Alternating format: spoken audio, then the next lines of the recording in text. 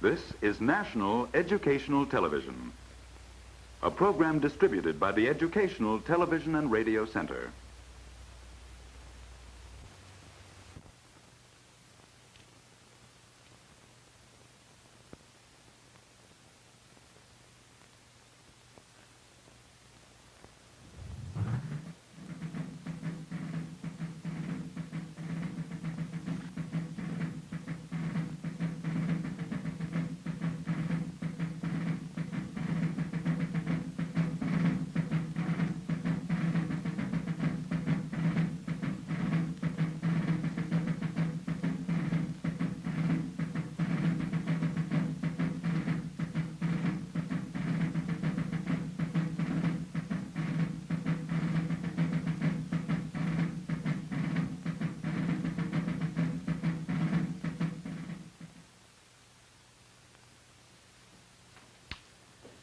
We've come a long way these last weeks since we first picked up the threads of this story of colonial North America back in medieval Europe. As a matter of fact, 3 centuries have elapsed, 3 centuries of history, as week by week we saw those threads and others woven into a most interesting pattern of human achievement and human accomplishment.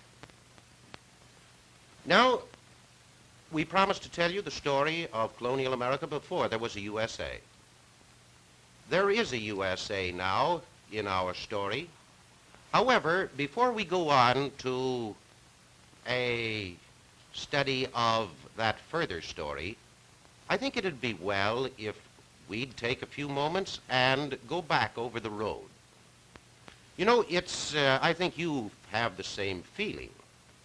It's very pleasant after a trip to sit down in an armchair, after the grinding miles and the dust and the fatigue of the road, and retrace that trip. It's also a good idea in human affairs to stop occasionally and total up and check over things. That's why I propose in this discussion to say a few things about what we can call the legacy of the colonial centuries.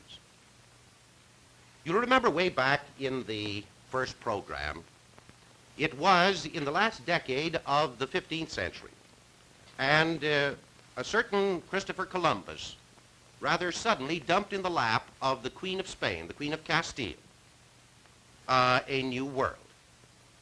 At least he thought it was new, and at the moment, Spain and Spaniards thought that they had something else. Columbus thought so too. Columbus thought that he had discovered an all-water route to the Indies. But very swiftly, as the years went by, it became quite evident to everybody but Columbus that he hadn't touched off the shores of Cathay or of Cipangu, that he was very, very far away from the Spice Islands and the great mart of Calicut. It was pretty evident that he had discovered something new. Oh, it wasn't exactly new. Men had been in the Americas for many, many centuries before Columbus ever touched it. But it was new and exciting to the Europeans. Now, this was a source of disappointment to Spain. And before that 15th century was out, Spain had been outmaneuvered in her race for the Indies by her neighbor Portugal. And so about all that was left to her was to sit back and resign herself with these new lands in the West and to make the best of it. They didn't seem to promise very much. And then something happened. In 1519, Cortez discovered the very, very rich kingdom of the Aztecs and conquered it. About a decade and a half later, Francisco Pizarro, down South American way, he and his fellows discovered and conquered an equally rich kingdom, the kingdom of the Incas. Overnight, as it were, the New World began to loom in Spanish eyes as a rich jackpot. Now, immediately after these early finds, other conquistadores, Coronado de Soto, Quesada, dozens of others, began to rush madly around the New World, looking for or trying to run down rumors of kingdoms that were even more golden than either Mexico or Peru. We know that they covered a lot of territory. They learned a lot about North and South America, but they didn't find an Otro Mexico.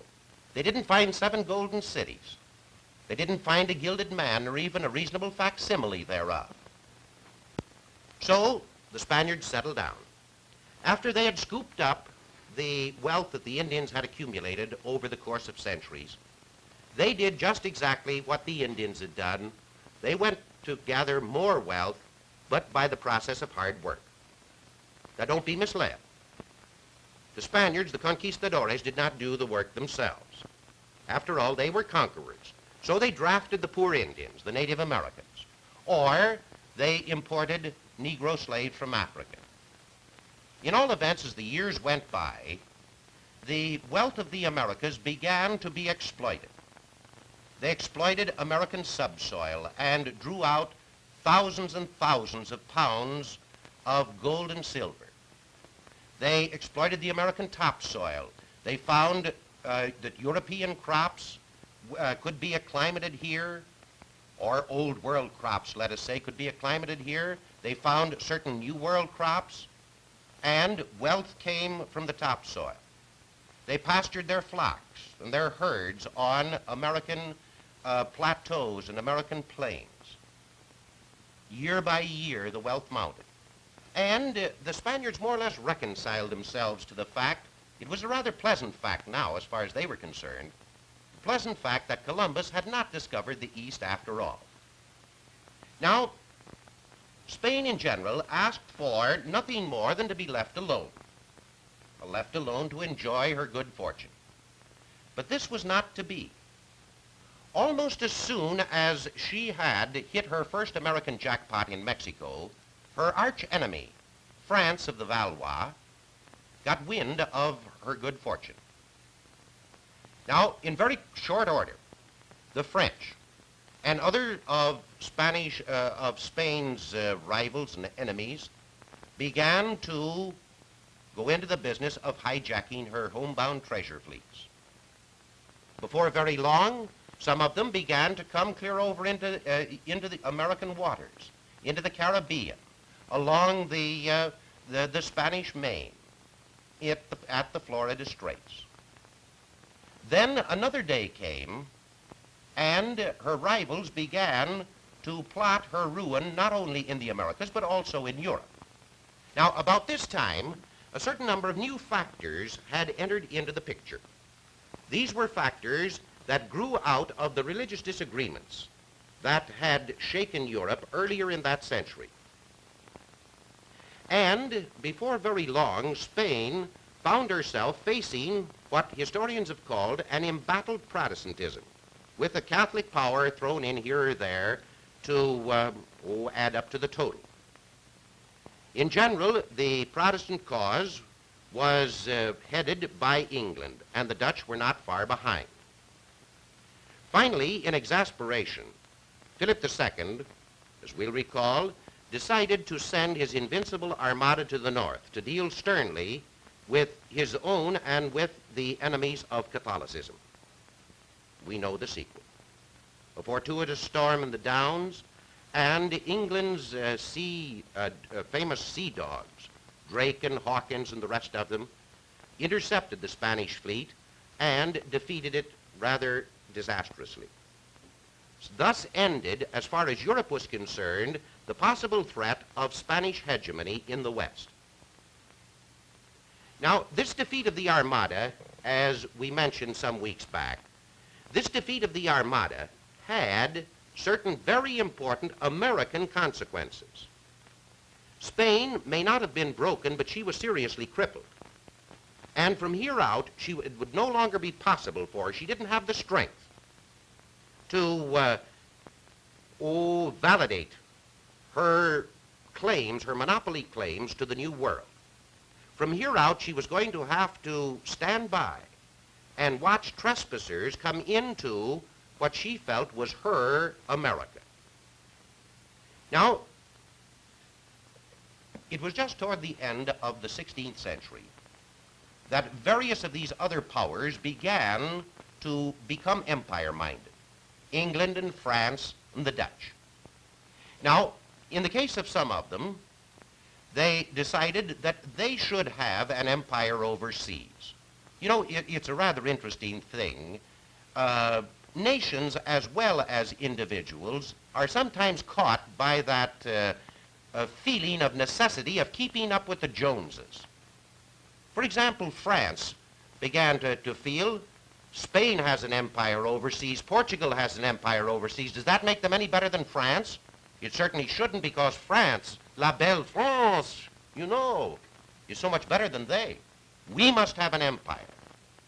And the English thought the same thing. At other times, the motives for founding colonial empires, the motives were of such a character that they recommended themselves to the leaders of the countries as possible solutions to various of the domestic problems. For example, remember what we said when we discussed English colonization? Even though they were wrong, English leaders at the time thought that England was overpopulated and were very happy to see Englishmen go out across the Atlantic in order to drain off what they considered was the surplus population at home. Now,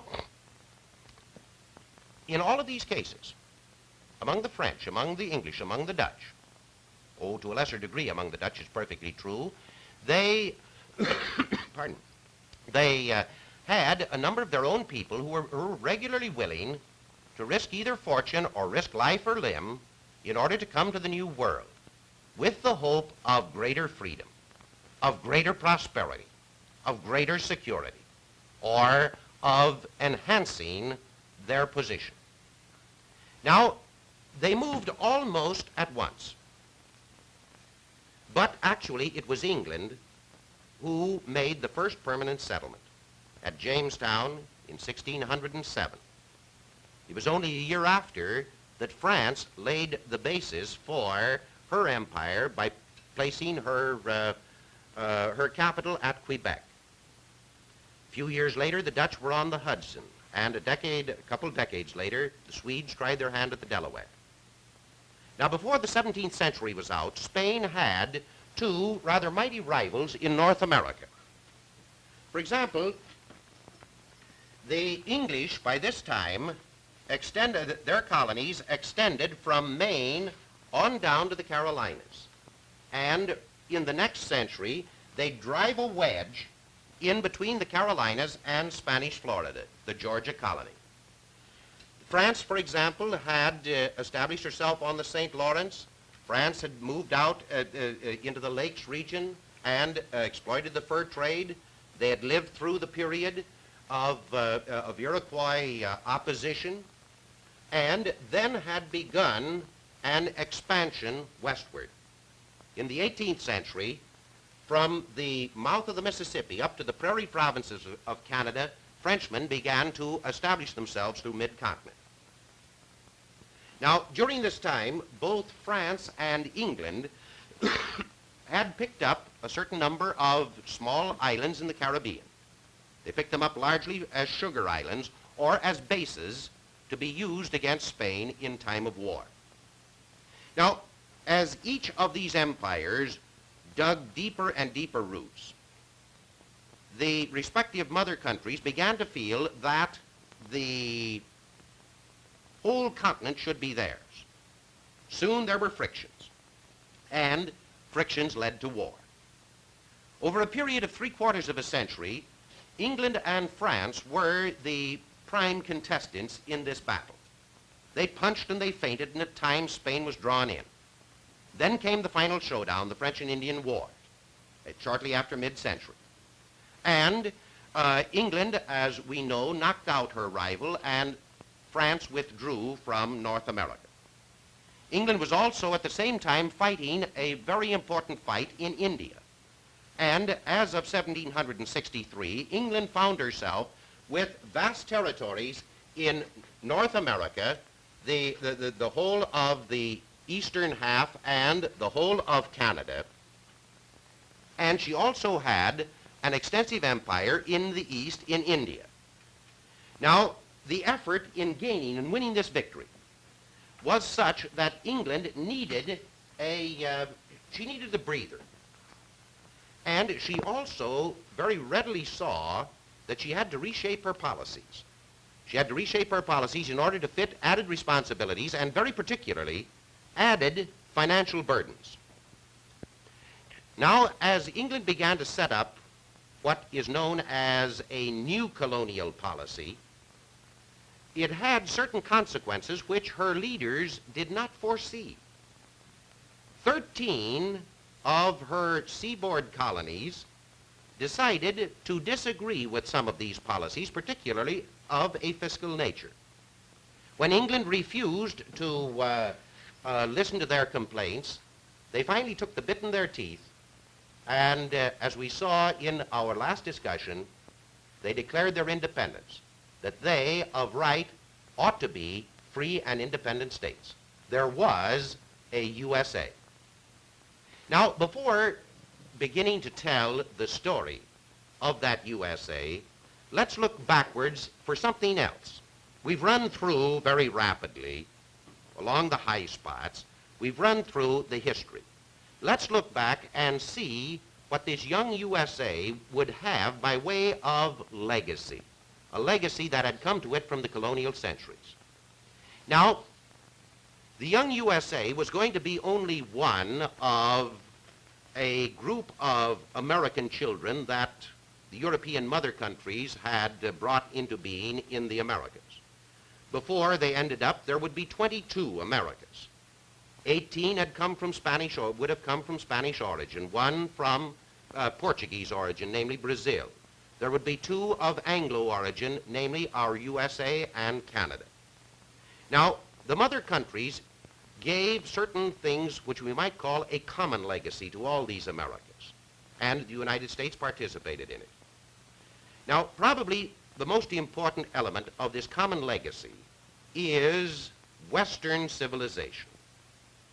Now, this Western civilization is a combination of several elements. It's been in process for a long time, even before it comes across the Atlantic. For example, there is a Greek element, there's a Roman element,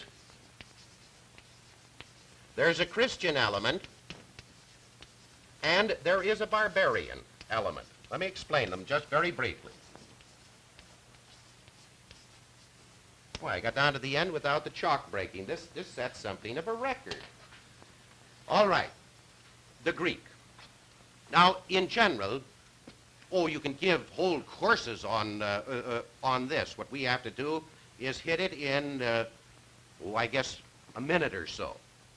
From the Greeks, for example, the Western world is going to get its, well, let's call it its mind cast. In other words, the mind of the West is going to be poured into this Greek mold. The Greeks give us our, the basis of our philosophical search for truth. They give us attitudes toward our fellow men, humanism, and so on and so forth.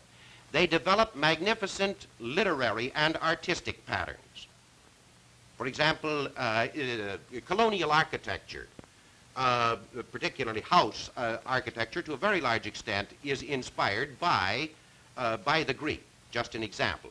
But the Greeks developed the intellectual. The Romans come along, and in their very practical way, they contribute. In other words, they take these Greek ideas and make them work, and add certain things like Roman law, Roman administrative skill, and so on. Then out of the East comes the Judeo-Christian tradition, the religious tradition, which more or less infuses and impregnates this culture, gives it a certain body of truth and ethic, and so on. And then as time goes on, as you know, the barbarian peoples, the Germanic peoples from the north, swept into the Roman Empire and put the Roman Empire out of business. In the process, much of the old civilization was lost, but much was saved. And these barbarians, fusing at times with the existing Roman populations, and at other times maintaining their own, might say, ethnic integrity, they little by little have these influences from antiquity brought in upon them. They're Christianized, they're Romanized, so to speak, then Christianized, and out of it you have the European and you have a culture and civilization. Now, in this culture and in this civilization, which we call Western, among other things, man gets a pattern of life.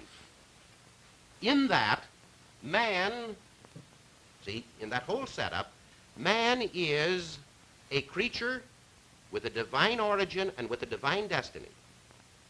And he has a dignity because of this situation which sets him above all other visible creation.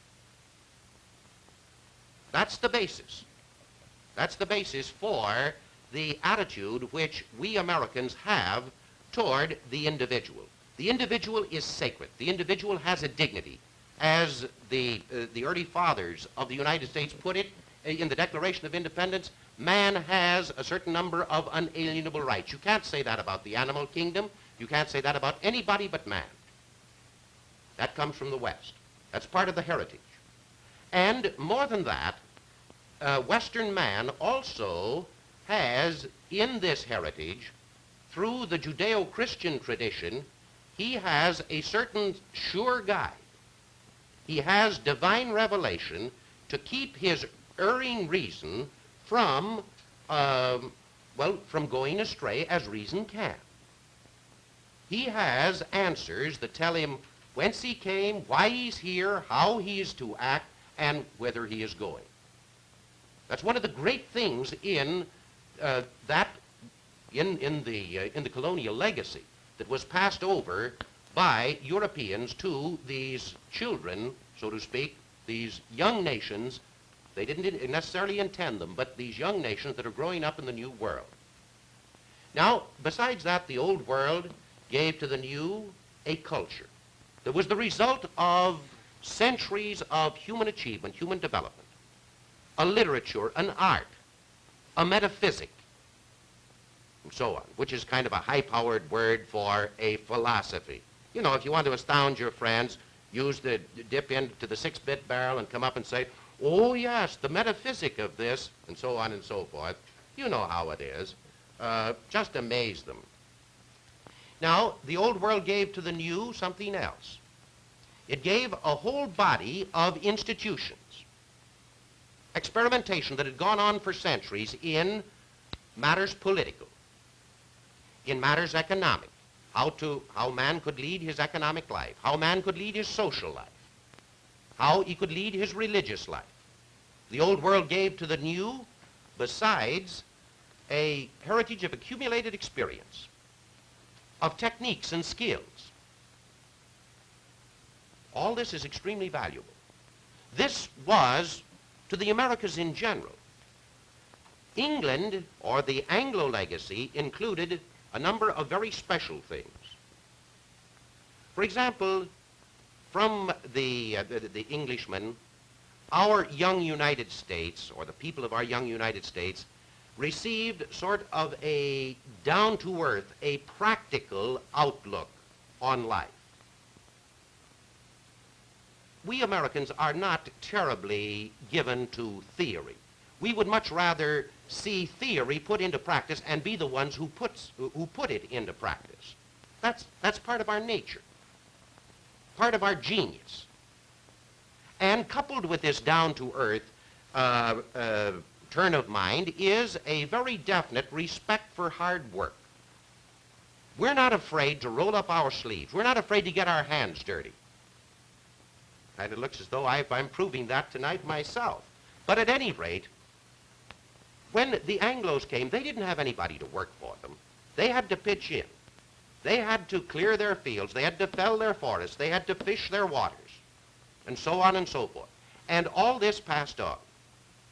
From colonial times, from New England, came a certain Yankee appreciation of such thing as thrift and industry, the idea of working hard, another characteristic that runs all through the subsequent history of the USA. Then there's this great love of the land, the tremendous love of the land. In other words, the USA starts out, and it has a considerable amount of land up here to the Mississippi. Then, little by little, pushed by this desire to have more land, more fertile land and the like, the frontier line, as we know, little by little worked through the Trans-Mississippi, crossed crossed the Rockies, went through the Great Basin, crossed the Cascades, and ultimately went over to the shores of the Pacific. This love of the land, something that the USA had inherited from colonial times. Then, not to be overlooked, the tremendous legacy, or part of the legacy, representative government. This was part of England's gifts, and we have used it to a very magnificent degree. The whole story of the USA is that. Then it was accidental rather than by design. We were given a great training in self-sufficiency these decades when England was so busy that she couldn't take care of us. These decades of salutary neglect. That prepared us for the job ahead. Now, enriched with all these, the young USA was prepared to attack its problems, and now the 13 colonies were no longer children. They no longer had a mother country to plan, to protect, even to boss. They had to do these things for themselves. Now, that is another story that we will be able to tell you. Now, before we sign off, let me just make one suggestion as to, I could make many, but you'll see why I make just one suggestion as to readings. Remember way back in the early programs, we said something about our favorite author. Well, I'm going to come back to him tonight. And here he is, The History of the Americas, the first volume. Now, in that, what we've tried to do is to put down the story. If you'd like to review it, you'll find in the chapters of this book, I'd say an excellent book, Little Prejudice, you'll find that much of what we have said is there. So there is a USA, and we'll sign off thanking you for your support and hoping that we'll be able to tell the story of the young USA, and that's it. Thank you.